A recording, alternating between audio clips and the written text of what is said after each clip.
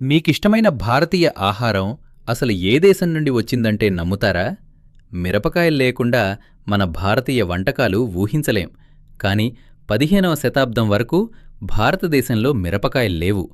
Portuguese వారు America ఖండం నుండి వీటిని మన దేశానికి పరిచయం చేశారు. అంతకుముందు మనం కారం కోసం కేవలం మిరియాలనే వాడేవాళ్లం. చాయ్ చరిత్ర. టీ అనేది మన దేశానికి చైనా నుండి వచ్చింది. బ్రిటిష్ వారు 19వ శతాబ్దంలో దీనిని భారతదేశంలో వాణిజ్య పంటగా మార్చి మన రోజువారీ అలవాటుగా మార్చారు. సమోసా యాత్ర.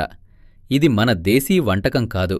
ఇది మధ్య ఆసియా నుండి 13 నుంచి 14వ శతాబ్దంలో వ్యాపారుల ద్వారా మన దేశానికి వచ్చింది. అక్కడ దీనిని సంబుసా అని పిలిచేవారు. రోజు కొత్త ఫ్యాక్ట్స్ కోసం తెలుగు ఎన్యూ ఫ్యాక్ట్స్ పేజీని ఫాలో చేయండి. వీడియో లైక్ చేయండి. మీ ఫ్రెండ్స్కు షేర్ చేయండి.